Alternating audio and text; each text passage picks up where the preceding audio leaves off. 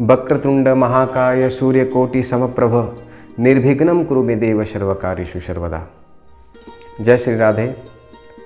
मित्रों, हमारे सनातन धर्म में गणपति जी, गणेश जी अग्रपूज्य माने गए हैं। प्राय पूजा पाठ से लेकर यज्ञ अनुष्ठान तक सबसे पहले यदि किसी देवता का आवाहन होता है तो गणपति जी हैं, गणेश जी हैं। शास्त्र पुराणों में भी आप यदि रामचरितमानस का अध्ययन करें तो सबसे पहला श्लोक आता है, वर्णानाम अर्थसंघानाम रसानाम छंदसामपि मंगला नमज कर्तारो वंदे वाणी विनायको। तुलसीदास जी ने सर्वप्रथम श्री गणेश जी का ही आवाहन किया है। गणेश पुराण अनुसार जब ब्रह्मा जी ने इस सृष्टि का सृजन करने की कामना करी तो जिनको संतुष्ट करने के लिए ब्रह्मा जी ने 100 वर्षों तक कठिन तपस्या करी वो गणपति जी ही थे।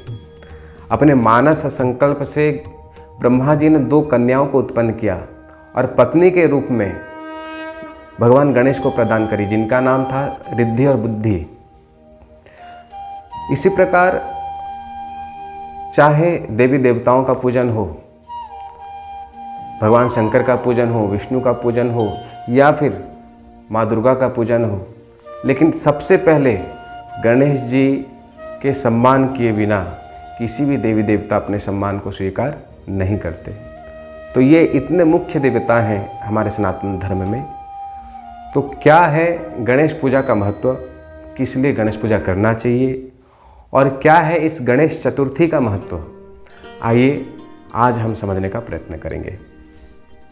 मित्रों, पूर्व काल में एक राजा हुए जिनका नाम था करदम।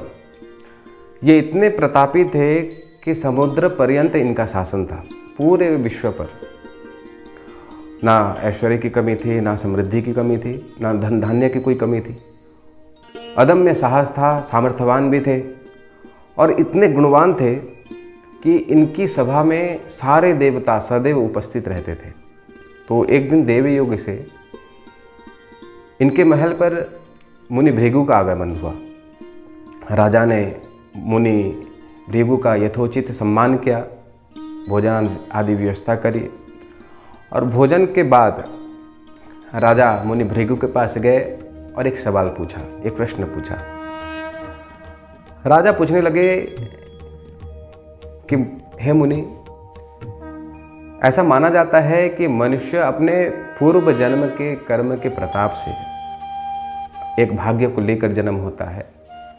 तो मैंने इस जीवन में इतना सुख, समृद्धि, ऐश्वर्य सब कुछ प्राप्त किया, तो मैंने ऐसा कौन सा कर्म किया था जिसके कारण मुझे ये सुख और ये समृद्धि, ये रिद्धि सिद्धि सब कुछ मुझे इस जन्म में प्राप्त हुई।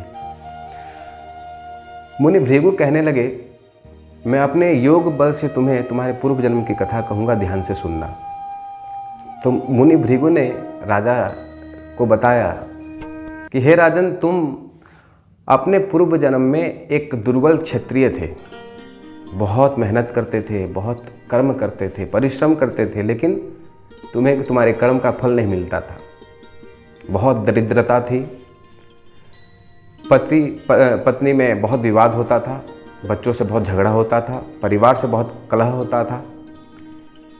एक दिन तुम्हारे मन में विरक्ति आ गई संसार से और तुमने सब कुछ छोड़कर गहन वन की ओर प्रस्थान किया और वन में इधर उधर घूमते घामते तुम्हारा भेंट एक बहुत बड़े तपस्वी से हुई जिनका नाम था मुनि सौरभी, मुनि सौभरी।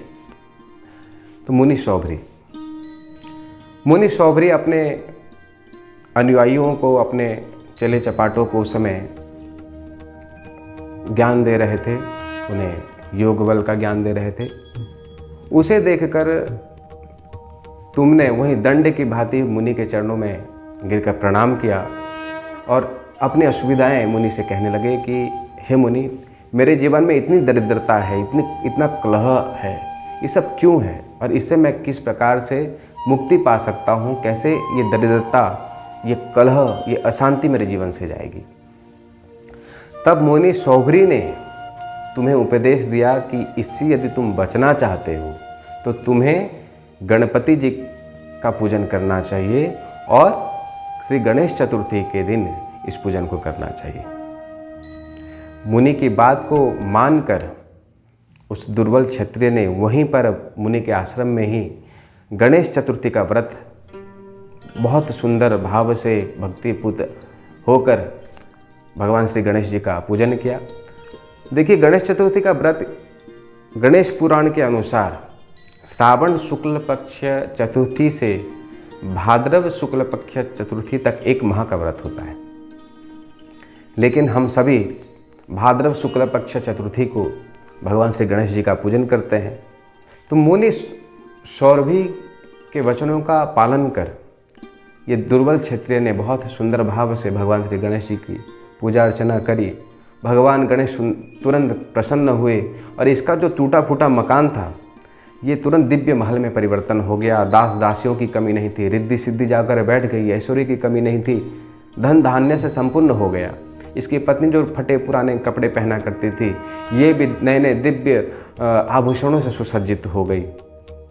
और उन्हीं के ही आशीर्वाद से, इसी गणेश चतुर्थी के व्रत करने मात्र से ही अगले जन्म में भी ये एक प्रतापी राजा हुए कर्दम, और जिन्होंने पूरे विश्व का शासन किया।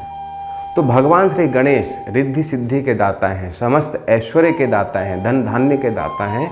और भगवान श्री गणेश इतने बड़े मुख्य देवता हैं जिनके पूजा करने मात्र से ही घर के सारे विघ्न, तुरंत ही सारे विघ्नों का नाश हो जाता है। इसीलिए ही इन्हें विघ्नहर्ता भी कहा जाता है। तो हम सभी सनातनियों को भगवान श्री गणेश जी का पूजन बड़े भक्ति भाव से करना चाहिए। धन्यवाद।